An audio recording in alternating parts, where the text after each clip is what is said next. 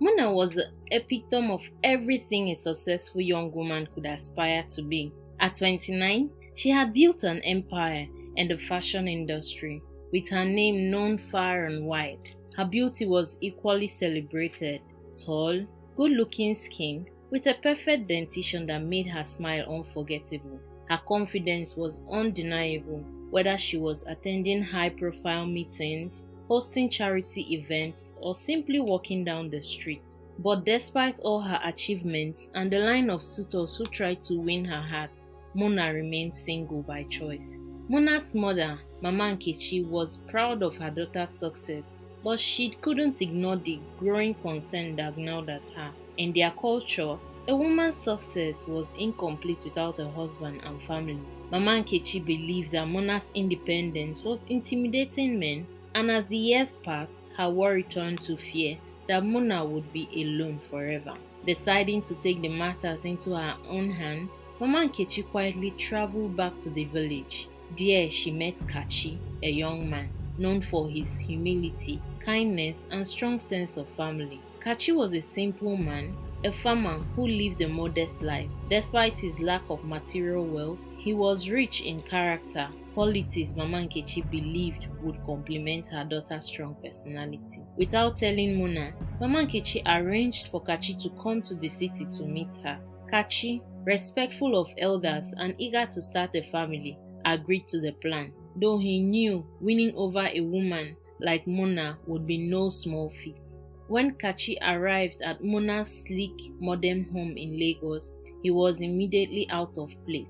Dressed in his traditional village attire, with a small gift in hand, he knocked at the door with nervous anticipation. Mona, expecting a business associate, was shocked to find a simple villager standing at her doorstep. "What are you doing here?" she demanded, her voice mixed with confusion and irritation. Kachi, bowing respectfully, explained that he had been sent by her mother. "I have come to see you, Mona. Your mother believes we could be a good match." Mona's eyes widened in disbelief. "A match? Are you serious? You think you can just waltz into my life because my mother says so?" Her words were sharp, and Kachi felt her sting. He tried to explain himself, but Mona cut him off. "Listen, I don't have time for this nonsense," she snapped. "I don't need a man, and even if I did, it certainly wouldn't be someone like you." Without another word, Mona slammed the door in his face. Kachi, however, was not easily discouraged. Mama Nkechi had told him that Mona was stubborn,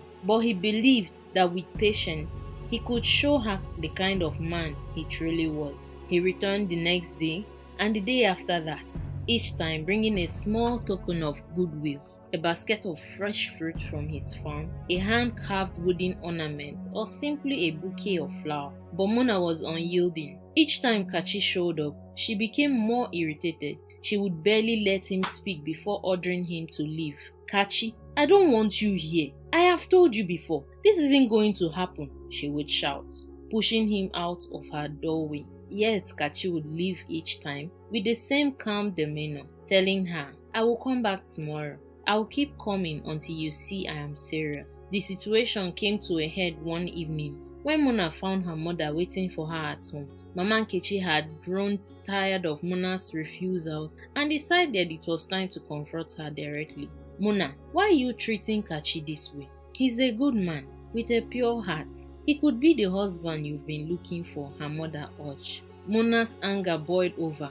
"Looking for? Who said I was looking for a husband, Mama? I'm not some desperate woman who needs a man to complete her life." "Mona, you're not getting any younger. I want to see you settled with a family of your own. Kachi is a good match. He respects you. He is respect. Patience, Mama. He is not even in my league. He's from the village. What do we possibly have in common?" Mona's voice was loud, echoing through the house. "You've become too proud, Mona.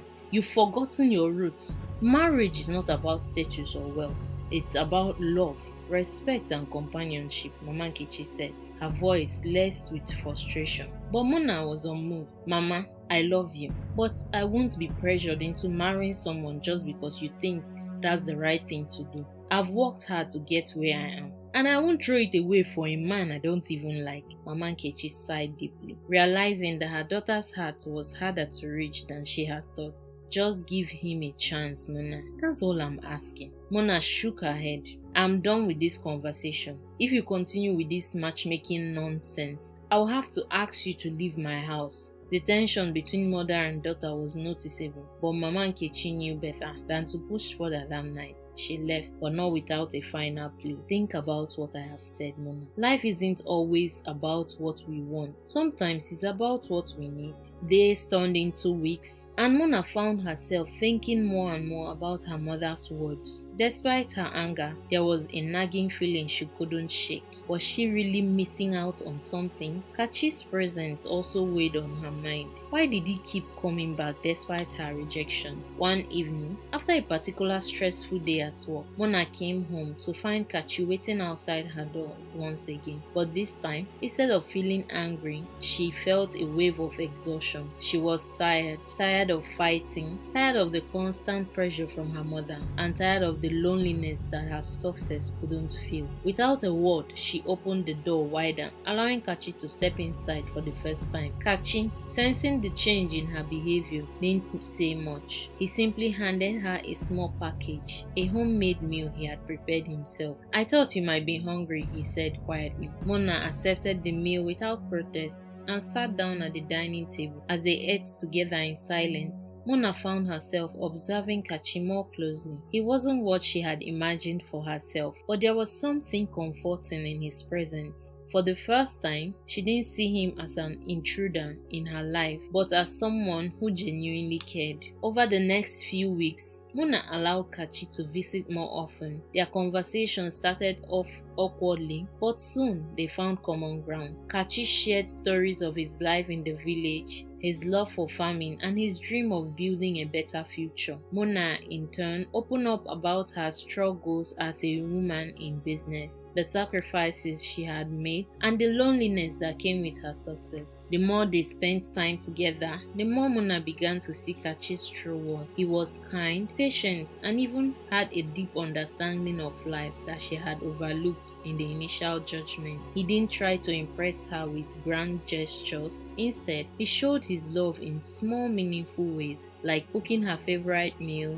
fixing things around her house, or simply listening to her when she needed to talk. Their bond grew stronger, and Mona found herself looking forward to his visit. She realized that Kachi wasn't trying to change her. He accepted her for who she was, flaws and all, and in doing so, he helped her see the value in simplicity, in taking a step back from the chaos of her life to appreciate the little things. One day, Mona's mother visited again, this time with a different air about her. She noticed the change in Mona, how she seemed more relaxed, more at peace. Mona, I see you've been spending more time with Kachi, her mother said gently. Mona nodded. Yes, Mama. I've been thinking a lot about what you said. I was so focused on what I thought I needed that I didn't see what was right in front of me. Mama Nkechi smiled warmly. I'm glad you've opened your heart, my daughter. Kachi is a good man. He may not have all the things you thought you wanted, but he has what you need. Mona smiled, a sense of clarity washing over her. I think you're right, Mama. He's taught me so much without even trying, and for the first time, I feel like I'm not alone. Not long after, Kachi decided it was time to finally ask Mona to be his wife. He didn't plan anything elaborate, just a simple heartfelt proposal in her living room, and they lived happily, knowing that they need each other to make life work better for them.